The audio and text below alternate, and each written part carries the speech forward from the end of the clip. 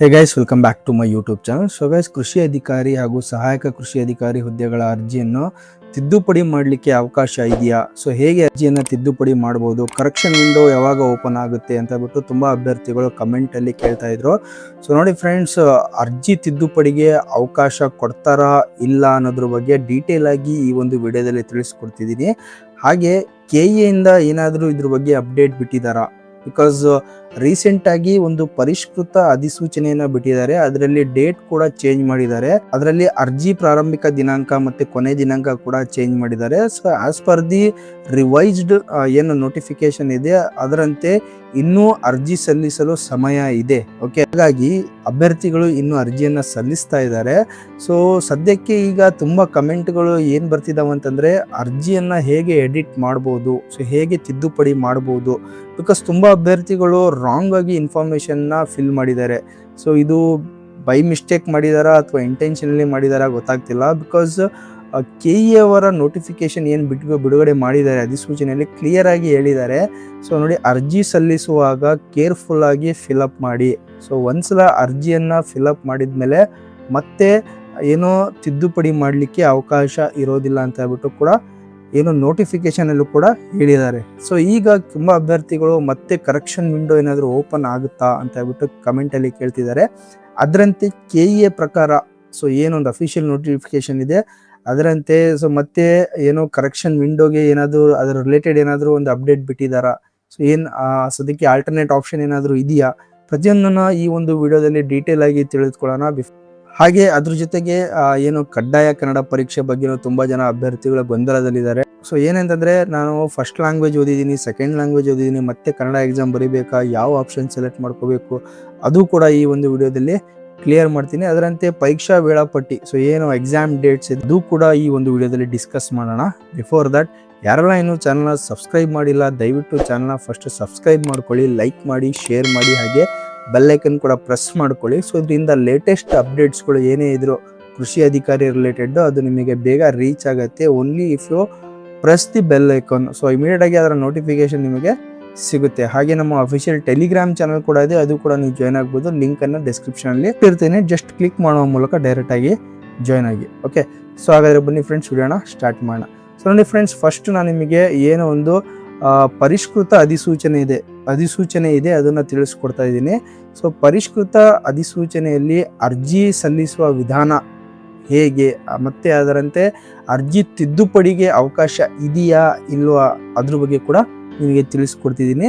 So as per the notification ನಾನು ನಿಮಗೆ ಹೇಳ್ತಾ ಇದ್ದೀನಿ. ಯಾವುದೇ ರೀತಿ ಒಂದು ಏನೋ ರೂಮರ್ಸ್ ಆಗಿರಲಿ ಅಥವಾ ಯಾವುದೇ ಒಂದು ಬೇರೆ ಮಾಹಿತಿನ ನಿಮಗೆ ಕೊಡ್ತಾ ಇಲ್ಲ. So as per the notification ನಿಮಗೆ ತಿಳಿಸ್ತಾ ಇದ್ದೀನಿ. ಇಲ್ಲಿದೆ ಅರ್ಜಿ ಸಲ್ಲಿಸುವ ವಿಧಾನ ಏನು ಕೊಟ್ಟಿದ್ದಾರೆ ನೋಡಿ. ಏನೊಂದು ಕೆಇಎ ಅವರ ಅಫಿಷಿಯಲ್ ವೆಬ್ಸೈಟ್ ಇದೆ, ಅದರಲ್ಲಿ ನೀವು ಅರ್ಜಿಯನ್ನು ಸಲ್ಲಿಸಬೇಕು. ಆನ್ಲೈನ್ ಮುಖಾಂತರನೇ ಅರ್ಜಿ ಭರ್ತಿ ಮಾಡಬೇಕು. ಇಲ್ಲಿ ಕೊಟ್ಟಿದ್ದಾರೆ ನೋಡಿ ಕ್ಲಿಯರ್ ಆಗಿ, ಒಮ್ಮೆ ಸಲ್ಲಿಸಿದ ಅರ್ಜಿಯನ್ನ, ಓಕೆ, ಸೊ ಇಲ್ಲಿ ಕ್ಲಿಯರ್ ಆಗಿ ಕೊಟ್ಟಿದ್ದಾರೆ ನೋಡಿ, ಒಮ್ಮೆ ಸಲ್ಲಿಸಿದ ಅರ್ಜಿಯನ್ನ ಯಾವುದೇ ಮಾಹಿತಿಯನ್ನು ಯಾವುದೇ ಹಂತದಲ್ಲಿ ಬದಲಾವಣೆ ತಿದ್ದುಪಡಿ ಮಾಡಲು ಅವಕಾಶವಿರುವುದಿಲ್ಲ. ಒಮ್ಮೆ ಸಲ್ಲಿಸಿದ ಅಂತಂದ್ರೆ once you click the final submit button, okay, I am telling you, listen carefully. So once you click the final submit button, so ನೋಡಿ ಫೈನಲ್ ಸಬ್ಮಿಟ್ ಬಟನ್ ಪಕ್ಕ ಪ್ರಿವ್ಯೂ ಬಟನ್ ಇರುತ್ತೆ. ನೀವು ಇನ್ ಕೇಸ್ ನೀವು ಪ್ರಿವ್ಯೂ ಬಟನ್ ಕ್ಲಿಕ್ ಮಾಡಿಬಿಟ್ಟು ಅಪ್ಲಿಕೇಶನ್ನ ಒಂದ್ಸಲ cross check ಮಾಡಿಬಿಟ್ಟು verify ಮಾಡಿಬಿಟ್ಟು ಸಬ್ಮಿಟ್ ಮಾಡಿದರೆ that is well and good. ಅದಾದ್ಮೇಲೂ ಕೂಡ ನೀವು ಏನೋ ಅದರಲ್ಲಿ ಮಿಸ್ಟೇಕ್ಸ್ ಮಾಡಿದರೆ ಅದಕ್ಕೆ ನೀವೇ ಜವಾಬ್ದಾರರು. ಓಕೆ, ಸೊ ಇಲ್ಲಿ ಕ್ಲಿಯರ್ ಆಗಿ ಕೊಟ್ಟಿದ್ದಾರೆ. ಸೊ ಯಾವುದೇ ಹಂತದಲ್ಲಿ ಬದಲಾವಣೆ ತಿದ್ದುಪಡಿ ಮಾಡಲು ಅವಕಾಶವಿರುವುದಿಲ್ಲ. ಓಕೆ, ಸೊ ಫೈನಲ್ ಸಬ್ಮಿಟ್ ಆದಮೇಲೆ ಯಾವುದೇ ಕಾರಣಕ್ಕೂ ನೀವು ಅಪ್ಲಿಕೇಶನ್ನ ಎಡಿಟ್ ಮಾಡೋ ಹಾಗಿಲ್ಲ. ಸೊ ನೀವು ಏನು ಡೀಟೇಲ್ಸ್ನ ಫಿಲಪ್ ಮಾಡಿದಾರೆ ಅದೇ ಡೀಟೇಲ್ಸನ್ನು ಅವರು ಕೆಇಎನವರು ಕನ್ಸಿಡರ್ ಮಾಡ್ತಾರೆ ಆ ಹುದ್ದೆಗಳಿಗೆ. ಹಾಗಾಗಿ ಅಭ್ಯರ್ಥಿಗಳು ಎಚ್ಚರಿಕೆಯಿಂದ ಅಧಿಸೂಚನೆಯನ್ನು ಓದಿ ಅರ್ಥೈಸಿಕೊಂಡು ಅರ್ಜಿ ಸಲ್ಲಿಸಲು ಹಾಗೂ ಅರ್ಜಿಯನ್ನು ಪಡೆದಿಟ್ಟುಕೊಳ್ಳಲು ಸೂಚಿಸಲಾಗಿದೆ. ಸೊ ಹಾಗಾಗಿ ಕೇರ್ಫುಲ್ ಆಗಿ ಅರ್ಜಿಯನ್ನ ಸಲ್ಲಿಸಿ, ಅದಾದ್ಮೇಲೆ ಯಾರೆಲ್ಲ ಅಪ್ಲಿಕೇಶನ್ ಹಾಕಿದ್ದೀರಾ ನೋಡಿ ಅದರ ಒಂದು ಪ್ರಿಂಟ್ಔಟ್ ತಕ್ಕೊಳ್ಳಿ. ಒಂದು ಹಾರ್ಡ್ ಕಾಪಿನೂ ತಕ್ಕೊಂಡಿರಿ, ಒಂದು ಸಾಫ್ಟ್ ಕಾಪಿನೂ ಸೇವ್ ಮಾಡ್ಕೊಂಡು ಇಟ್ಕೊಂಡಿರಿ. ಓಕೆ, ಸೊ ತುಂಬಾ ಅಭ್ಯರ್ಥಿಗಳು ಏನೋ ಅಪ್ಲಿಕೇಶನ್ ಐಡಿನೇ ಮರ್ತೋಗ್ಬಿಟ್ಟಿದೆ, ಲಾಗಿನ್ ಆಗ್ತಾ ಇಲ್ಲ ಅಂತ ಕೇಳ್ಬಿಟ್ಟು ಅದು ಕೂಡ ಕಂಪ್ಲೇಂಟ್ ಮಾಡ್ತಿದ್ದಾರೆ. ಅಂದ್ರೆ ಕಮೆಂಟಲ್ಲಿ ಹೌದು, ಅದು ಕೂಡ ಅದ್ರ ಬಗ್ಗೆ ಕೂಡ ತಿಳಿಸ್ತಿದ್ದಾರೆ. ಓಕೆ, ಸೊ ಹಾಗಾಗಿ ಇಲ್ಲಿ ಐ ಹೋಪ್ ಇದು ನಿಮಗೆ ಕ್ಲಿಯರ್ ಆಗಿದೆ ಅನ್ಕೊಂಡಿದ್ದೀನಿ. ಒಂದ್ಸಲ ನೀವು ಫೈನಲ್ ಸಬ್ಮಿಟ್ ಮಾಡಿದರೆ ಮತ್ತೆ ಅದನ್ನು ಎಡಿಟ್ ಮಾಡಲಿಕ್ಕೆ ಬರೋದಿಲ್ಲ. As per the official notification, revised notification ಇದರಲ್ಲಿ ತಿಳಿಸಿದ್ದಾರೆ. But let see. ಸೊ ಮುಂದೆ ಬರುವ ದಿನಗಳಲ್ಲಿ KE ಅದಕ್ಕೆ ಏನಾದರೂ ಅವಕಾಶ ಮಾಡಿ ಕೊಡ್ತಾರಾ ಇಲ್ಲ, I am not sure. So in case ಅವ್ರು ಏನಾದರೂ ಕೊಟ್ಟರೆ ಖಂಡಿತವಾಗಿ ತಿಳಿಸ್ಕೊಡ್ತೀನಿ, ಅಪ್ಡೇಟ್ ಮಾಡ್ತೀನಿ. ಸೊ ಚಾನಲ್ನ ಸಬ್ಸ್ಕ್ರೈಬ್ ಮಾಡ್ಕೊಳ್ಳಿ. ಇದ್ರ ಬಗ್ಗೆ ಇಮಿಡಿಯೇಟಾಗಿ ಏನಾದರೂ ಒಂದು ಅಪ್ಡೇಟ್ ಬಂದರೆ ಚಾನಲಲ್ಲಿ ಅಪ್ಲೋಡ್ ಮಾಡ್ತೀನಿ. ಇಮಿಡಿಯೇಟಾಗಿ ನೋಟಿಫಿಕೇಶನ್ ಕೂಡ ಸಿಗುತ್ತೆ, ಇಮಿಡಿಯೇಟಾಗಿ ನೀವು ಎಡಿಟ್ ಮಾಡ್ಬೋದು. ಸೊ ಮುಂದಿನ ದಿನಗಳಲ್ಲಿ ಏನಾದರೂ ಅಪ್ಡೇಟ್ ಬಿಟ್ಟರೆ ತಿಳಿಸ್ಕೊಡ್ತೀನಿ. ಸೊ ಸದ್ಯಕ್ಕೆ ಯಾವುದೇ ಒಂದು ಅಪ್ಡೇಟ್ ಬಿಟ್ಟಿಲ್ಲ KEಯಿಂದ. ಸೊ ಹಾಗಾಗಿ ಯಾವುದೇ ಕಾರಣಕ್ಕೂ ನಾನು ಹೇಳೋಕ್ಕೆ ಸಾಧ್ಯ ಇಲ್ಲ. ಓಕೆ, ಸೊ ಯಾವುದೇ ಒಂದು ಅಪ್ಡೇಟ್ ಕೂಡ ಬಿಟ್ಟಿಲ್ಲ. ಇಲ್ಲಿ ನೋಡ್ಬೋದು, ಯಾವುದೇ ಕಾರಣಕ್ಕೂ ಒಂದು ಅಪ್ಡೇಟ್ ಬಿಟ್ಟಿಲ್ಲ ಅಪ್ಲಿಕೇಶನ್ ತಿದ್ದುಪಡಿ ಬಗ್ಗೆ. ಹಾಗಾಗಿ ಸದ್ಯಕ್ಕೆ ಇಲ್ಲ, ಮುಂದೆ ಕಾದು ನೋಡೋಣ. ಏನಾದ್ರು ಬಿಟ್ಟರೆ ತಿಳಿಸ್ಕೊಡ್ತೀನಿ. ಸೊ ಸದ್ಯಕ್ಕೆ ಈಗ ಆನ್ಲೈನ್ ಅರ್ಜಿ ಸಲ್ಲಿಸಲು ವೇಳಾಪಟ್ಟಿ ಏನಿದೆ 35/2026 ಆಲ್ರೆಡಿ ಸ್ಟಾರ್ಟ್ ಆಗಿದೆ. 20ನೇ ತಾರೀಕು ಲಾಸ್ಟ್ ಡೇಟ್ ಆಗಿರುತ್ತೆ. ಕೊನೆ ದಿನಾಂಕ ಬಂದ್ಬಿಟ್ಟು 20ನೇ ತಾರೀಕು ಆಗಿರುತ್ತೆ. ಸೊ ಅದೇ ರೀತಿ ಶುಲ್ಕ ಪಾವತಿ ಮಾಡಲಿ ಕೊಡುವ ಒಂದು 22ನೇ ತಾರೀಕು ಲಾಸ್ಟ್ ಆಗಿರುತ್ತೆ. ಸೊ ಇನ್ನೂ ಕೇವಲ ಒಂದು 2 to 3 ಡೇಸ್ ಉಳಿದಿದೆ. ಸೊ ಹಾಗಾಗಿ ಬೇಗ ಯಾರೆಲ್ಲ ಇನ್ನೂ ಅರ್ಜಿ ಸಲ್ಲಿಸಿಲ್ಲ, ಬೇಗ ಅರ್ಜಿಯನ್ನು ಸಲ್ಲಿಸಿ. ಓಕೆ, ಸೊ ಲಾಸ್ಟ್ ಡೇಟ್ ಬಂದುಬಿಟ್ಟು 20ನೇ ತಾರೀಕು ಲಾಸ್ಟ್ ಡೇಟ್ ಆಗಿರುತ್ತೆ. ಸೊ ಅದರಂತೆ ನೋಡಿ, ಆನ್ಲೈನ್ ಮುಖಾಂತರ ಅರ್ಜಿ ಭರ್ತಿ ಮಾಡುವ ಮೊದಲು ಅರ್ಹತೆಗೆ ಸಂಬಂಧಿಸಿ ಎಲ್ಲ ಸೂಚನೆಗಳನ್ನು ಓದಿಕೊಳ್ಳತಕ್ಕದ್ದು. ಸೊ ಏನೇನು ಅರ್ಹತೆ ಇದೆ, ಐ ಹೋಪ್ ಎಲ್ಲ ಕ್ಲಿಯರಾಗಿ ಓದ್ಕೊಂಡೇ ಅರ್ಜಿ ಸಲ್ಲಿಸಿದ್ರೆ ಅನ್ಕೊತೀನಿ. ಸೊ ಹಾಗಾಗಿ ನೆಕ್ಸ್ಟು ಪರೀಕ್ಷಾ ದಿನಾಂಕ. ಸೊ ನೋಡಿ, ಎಕ್ಸಾಮ್ ಡೇಟ್ಸ್ ಕೂಡ ಅವರು ಆಲ್ರೆಡಿ ನೋಟಿಫಿಕೇಶನಲ್ಲಿ ಕೊಟ್ಟಿದ್ದಾರೆ. ಎಕ್ಸೆಪ್ಟ್ ಕಡ್ಡಾಯ ಕನ್ನಡ ಪರೀಕ್ಷೆ. ಓಕೆ, ಕನ್ನಡ ಭಾಷಾ ಪರೀಕ್ಷೆಗೆ ಏನೋ ಮುಂದಿನ ದಿನಗಳಲ್ಲಿ ಅದ್ರ ಬಗ್ಗೆ ಅಪ್ಡೇಟ್ನ ಕೊಡ್ತಾರೆ. ಓಕೆ, ತಿಳಿಸಲಾಗುತ್ತೆ. ಸೊ ಸದ್ಯಕ್ಕೆ ಕನ್ನಡ ಭಾಷಾ ಪರೀಕ್ಷೆಗೆ ಯಾವುದೇ ಒಂದು ಡೇಟ್ನ ಇನ್ನೂ ಫಿಕ್ಸ್ ಮಾಡಿಲ್ಲ. ಸೊ ಅದಾದ ನಂತರ ಪತ್ರಿಕೆ 1, ಪತ್ರಿಕೆ 2 ದಿನಾಂಕ 25/7, ಅದೇ ರೀತಿ 25/7/2026 ಡೇಟ್ನ ಫಿಕ್ಸ್ ಮಾಡಿದ್ದಾರೆ. ಸೊ ಇದು ಸಮ್ಟೈಮ್ ಇದು ಚೇಂಜ್ ಕೂಡ ಆಗ್ಬೋದು, ಅಥವಾ ಇದೇ ಡೇಟಿಗೆ ಕೂಡ ಎಕ್ಸಾಮ್ನ ಕಂಡಕ್ಟ್ ಮಾಡ್ಬೋದು. ಓಕೆ, ಸೊ ಹೇಳೋಕ್ಕಾಗಲ್ಲ.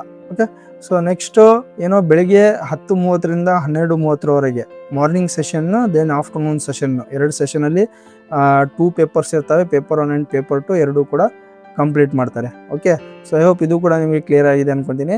ಸೊ ನೆಕ್ಸ್ಟ್ ಬಂದುಬಿಟ್ಟು ಕಡ್ಡಾಯ ಕನ್ನಡ ಪರೀಕ್ಷೆ. ಸೊ ತುಂಬ ಅಭ್ಯರ್ಥಿಗಳು ಕಂಪಲ್ಸರಿ ಕನ್ನಡ ನಾನು ಬರೀಬೇಕಾ ಅಥವಾ ನನಗೆ ಎಕ್ಸಾಮ್ಷನ್ ಸಿಗುತ್ತಾ ಅಂತ ಹೇಳ್ಬಿಟ್ಟು ಕೂಡ ಅದು ಕೂಡ ಕೇಳ್ತಾ ಇದ್ದಾರೆ. ಸೊ ನೋಡಿ, ಅವ್ರಿಗೂ ಕೂಡ ಇಲ್ಲಿ ಕ್ಲಿಯರಾಗಿ ನೋಟಿಫಿಕೇಶನಲ್ಲಿ ಕೊಟ್ಟಿದ್ದಾರೆ. ಸೊ ನೋಡಿ ಗೈಸ್, ನೋಟಿಫಿಕೇಶನ್ನ ಕ್ಲೀನಾಗಿ ಒಂದು ಅರ್ಧ ಗಂಟೆ ಟೈಮ್ ತೊಗೊಂಡು ಓದಿ. ಎಲ್ಲ ನೋಟಿಫಿಕೇಶನಲ್ಲಿ ಏನೇನು ಡೀಟೇಲ್ಸ್ ಕೊಟ್ಟಿದ್ದಾರೆ ಪ್ರತಿಯೊಂದನ್ನು ಓದ್ಕೊಳ್ಳಿ. ಹಾಗಾಗಿ ಇಷ್ಟೆಲ್ಲ ಕನ್ಫ್ಯೂಷನ್ ನಿಮಗೆ ಇರೋದು. ಸೊ ಕನ್ಫ್ಯೂಷನ್ ಕ್ಲಿಯರ್ ಆಗಬೇಕಂದ್ರೆ ನೋಟಿಫಿಕೇಶನನ್ನು ಕ್ಲೀನಾಗಿ ಓದಿ. ಓಕೆ, ಸೊ ಇಲ್ಲಿ ಕ್ಲಿಯರಾಗಿ ಕೊಟ್ಟಿದ್ದಾರೆ ನೋಡಿ. ಅಭ್ಯರ್ಥಿಯು ಕರ್ನಾಟಕ ಪ್ರೌಢ ಶಿಕ್ಷಣ ಪರೀಕ್ಷಾ ಮಂಡಳಿಯು ನಡೆಸುವ SSLC ಪರೀಕ್ಷೆಯಲ್ಲಿ ಅಥವಾ ರಾಜ್ಯ ಸರ್ಕಾರವು ಅದಕ್ಕೆ ತತ್ಸಮಾನವೆಂದು ಘೋಷಿಸಿದ ಯಾವುದೇ ಪರೀಕ್ಷೆಯಲ್ಲಿ ಅಥವಾ SSLCಗಿಂತ ಉನ್ನತ ಮಟ್ಟದ ಪರೀಕ್ಷೆಗಳಲ್ಲಿ ಕನ್ನಡ ವಿಷಯವನ್ನು ಪ್ರಥಮ ಮತ್ತು ದ್ವಿತೀಯ ಭಾಷೆಯಾಗಿ ಅಭ್ಯಸಿಸಿದ್ದರೆ ಅಥವಾ ಕನ್ನಡ ಮಾಧ್ಯಮದಲ್ಲಿ ಅಧ್ಯಯನ ಮಾಡಿ ಇಂಥ ಪರೀಕ್ಷೆಗಳನ್ನು ಪಾಸು ಮಾಡಿದ್ದರೆ, ಅಥವಾ ಆಯೋಗವು ಅಥವಾ ಇನ್ನಿತರೆ ಯಾವುದೇ ಆಯ್ಕೆ ಪ್ರಾಧಿಕಾರವು ಹಿಂದೆ ನಡೆಸಿದ ಕನ್ನಡ ಭಾಷಾ ಪರೀಕ್ಷೆಯಲ್ಲಿ ಕಡ್ಡಾಯ ಕನ್ನಡ ಪರೀಕ್ಷೆ ಉತ್ತೀರ್ಣರಾಗಿದ್ದರೆ, ಅಂದರೆ KPSC ಮತ್ತು KEನಲ್ಲಿ ನೀವು ಎಕ್ಸಾಮ್ ಬರ್ದು ಅಲ್ಲಿ ಪಾಸ್ ಆಗಿದ್ರು, ಅಲ್ಲೂ ಕೂಡ ಎಕ್ಸಾಮ್ಷನ್ ಸಿಗುತ್ತೆ. ಓಕೆ, ಅಂತಹ ಅಭ್ಯರ್ಥಿಗಳು ಕನ್ನಡ ಭಾಷಾ ಪರೀಕ್ಷೆಯಿಂದ ವಿನಾಯಿತಿ ನೀಡಲಾಗುತ್ತದೆ. ಸೊ ಅಂತಹ ಅಭ್ಯರ್ಥಿಗಳಿಗೆ you know need to write the Kannada exam. ಹಾಗಾಗಿ ಅವರಿಗೆ ಎಕ್ಸಾಮ್ಷನ್ ಸಿಗುತ್ತೆ. ಅದರ್ ದೆನ್ ಯಾರು ಫಸ್ಟ್ ಲ್ಯಾಂಗ್ವೇಜ್, ಸೆಕೆಂಡ್ ಲ್ಯಾಂಗ್ವೇಜ್ ಓದಿಲ್ಲ, ಥರ್ಡ್ ಲ್ಯಾಂಗ್ವೇಜ್ ಓದಿದ್ದಾರೆ, ಅವರಿಗೆ ಏನಪ್ಪ ಅಂತಂದರೆ ಕಂಪಲ್ಸರಿ 150 ಮಾರ್ಕ್ಸಿಂದ ಕಡ್ಡಾಯ ಕನ್ನಡ ಪರೀಕ್ಷೆ ಬರೀಬೇಕು. ಅದರಲ್ಲಿ 50 ಮಾರ್ಕ್ಸ್ನ ನೀವು ಸ್ಕೋರ್ ಮಾಡಲೇಬೇಕು. ಸ್ಕೋರ್ ಮಾಡಿದರೆ ಮಾತ್ರ ನೀವು ಮುಂದಿನ ಒಂದು ಪೇಪರಿಗೆ ಅರ್ಹತೆಯನ್ನು ಪಡ್ಕೊತೀರಾ. ಸೊ ಇದರಲ್ಲಿ ಫೇಲ್ ಆದರೆ ನೀವು ಮುಂದೆ ಅರ್ಹತೆಯನ್ನು ಪಡ್ಕೊಳ್ಳೋದಿಲ್ಲ. ಸೊ ನಿಮಗೆ ಮುಂದೆ ಕನ್ಸಿಡರ್ ಕೂಡ ಮಾಡೋದಿಲ್ಲ. ಸೊ ಹಾಗಾಗಿ ಈ ಮಾರ್ಕ್ಸ್ನ ಮುಂದಿನ ಒಂದು ಪೇಪರ್ 1, ಪೇಪರ್ 2 ಅದಕ್ಕೂ ಕೂಡ ಈ ಮಾರ್ಕ್ಸ್ಗೆ ಪರಿಗಣಿಸಲಾಗುವುದಿಲ್ಲ. This is just for to test your Kannada language. Okay, so ಇದು ಏನಪ್ಪ ಅಂದರೆ ನಿಮ್ಮ ಒಂದು ಕನ್ನಡ ಲ್ಯಾಂಗ್ವೇಜ್, ನಿಮ್ಮ ಒಂದು ಕನ್ನಡ ಭಾಷೆಯನ್ನು ಪರೀಕ್ಷೆ ಮಾಡಲಿಕ್ಕೋಸ್ಕರ ಇದು ಪೇಪರ್ನ ಇಟ್ಟಿದ್ದಾರೆ. ಇದರಲ್ಲಿ 50 ಸ್ಕೋರ್ನ ನೀವು ತೆಗಿಲೇಬೇಕು. ಸೊ ತುಂಬ ಈಸಿ ಇದೆ. ನೀವು ಓದಿಲ್ದೇ ಹೋಗಿದ್ರು ಕೂಡ 50ರಿಂದ 60 ಮಾರ್ಕ್ಸ್ ಆರಾಮಾಗಿ ತೆಗಿತೀರಾ. ಟೆನ್ಷನ್ ತೊಗೋಬೇಡಿ. ಯಾರೆಲ್ಲ ಥರ್ಡ್ ಲ್ಯಾಂಗ್ವೇಜ್ ಓದಿದ್ದೀರಾ ಇದನ್ನು ಆರಾಮಾಗಿ ಪಾಸ್ ಮಾಡ್ಬೋದು. ಐ ಹೋಪ್ ಇದು ಕೂಡ ನಿಮಗೆ ಕ್ಲಿಯರ್ ಆಗಿದೆ ಅನ್ಕೊತೀನಿ. ಸೊ ನೋಡಿ, ಟೋಟಲ್ ಇದರಲ್ಲಿ ನಿಮಗೆ 3 ಡೌಟ್ಸು. ಫಸ್ಟ್ ಏನಪ್ಪ ಅಂತಂದರೆ ಕಡ್ಡಾಯ ಕನ್ನಡ ಪರೀಕ್ಷೆ, ಫಸ್ಟ್ ಡೌಟ್ ನಿಮ್ಮದು ಎಡಿಟ್ ಆಪ್ಷನ್ ಬಗ್ಗೆ ನಿಮಗೆ ನಾನು ಕ್ಲಿಯರಾಗಿ ತಿಳಿಸಿದ್ದೀನಿ. ಫೈನಲ್ ಸಬ್ಮಿಟ್ ಆದರೆ ಎಡಿಟ್ ಮಾಡ್ಲಿಕ್ಕೆ ಬರಲ್ಲ. ಆ್ಯಸ್ ಆಫ್ ನೌ ಯಾವುದೇ ಒಂದು ಅಪ್ಡೇಟ್ ಇಲ್ಲ ಎಡಿಟ್ ಆಪ್ಷನ್ ಅಥವಾ ಎಡಿಟ್ ವಿಂಡೋಗೆ ಫ್ರಮ್ KE ಇಂದ ಅಫಿಷಿಯಲ್ ಆಗಿ. ಸೊ ನೆಕ್ಸ್ಟ್ ಏನಾದರೂ ಬಂದರೆ ತಿಳಿಸ್ಕೊಡ್ತೀನಿ.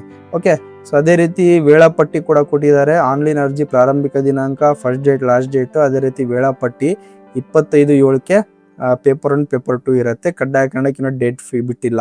ಸೊ ಅದಾದ ನಂತರ ಕಡ್ಡಾಯ ಕನ್ನಡ ಪರೀಕ್ಷೆ ಫಸ್ಟ್ ಲ್ಯಾಂಗ್ವೇಜ್, ಸೆಕೆಂಡ್ ಲ್ಯಾಂಗ್ವೇಜ್ ಓದಿದವರು SSLC PUC ಅಥವಾ ಡಿಗ್ರಿಯಲ್ಲೂ ಓದಿದ್ರು ಕೂಡ ಅವರಿಗೆ ಎಕ್ಸಾಮ್ಷನ್ ಸಿಗುತ್ತೆ. ಸೊ ಅದರದನ್ನು ನೀವು 150 ಮಾರ್ಕ್ಸಲ್ಲಿ ಯಾರೆಲ್ಲ ಓದಿಲ್ಲ ಅವರು ಕಂಪಲ್ಸರಿ ಕನ್ನಡ ಎಕ್ಸಾಮ್ ಬರೀಲೇಬೇಕು, 50 ಮಾರ್ಕ್ಸ್ ಸ್ಕೋರ್ ಮಾಡಲೇಬೇಕು. Then only they will be consider for paper 1 and paper 2. Okay, so I hope ಇದು ಕ್ಲಿಯರ್ ಆಗಿದೆ ಅನ್ಕೊಂಡಿದ್ದೀನಿ. ನಿಮ್ಮ ಫ್ರೆಂಡ್ಸ್ಗಳಿಗೂ ಶೇರ್ ಮಾಡಿ. ಈ ಎಡಿಟ್ ಆಪ್ಷನ್ ಬಗ್ಗೆ ಯಾರೆಲ್ಲ ತಲೆ ಕೆಡ್ಸ್ಕೊತಿದ್ದೀರಾ ಸೊ ಅವರಿಗೆ ವೇಟ್ ಮಾಡಿ, ಬಿಕಾಸ್ ಇನ್ನೂ ಟೈಮ್ ಇದೆ. ನೆಕ್ಸ್ಟ್ ಏನಾದರೂ ಬಿಟ್ಟರೆ ಆಪ್ಷನ್ ಡೌಟು ಬಿಡೋದು. ಸೊ ಬಟ್ ಬಿಟ್ಟರೆ ಖಂಡಿತವಾಗಿ ತಿಳಿಸ್ಕೊಡ್ತೀನಿ. ಸೊ ಏನು ನೀವು ಅಪ್ಲೈ ಮಾಡಿದ್ದೀರಾ ಅದೇ ಫೈನಲ್ ಆಗಿರುತ್ತೆ. ಸೊ ಹಾಗಾಗಿ ನಿಮ್ಮ ಫ್ರೆಂಡ್ಸ್ಗಳಿಗೂ ಶೇರ್ ಮಾಡಿ. ವಿಡಿಯೋ ಇನ್ಫಾರ್ಮೇಟಿವ್ ಅನಿಸಿದರೆ ದಯವಿಟ್ಟು ಚಾನಲ್ ಲೈಕ್ ಮಾಡಿ, ಶೇರ್ ಮಾಡಿ, ಹಾಗೆ ಸಬ್ಸ್ಕ್ರೈಬ್ ಮಾಡೋದನ್ನು ಮಾತ್ರ ಮರಿಬೇಡಿ. Thank you.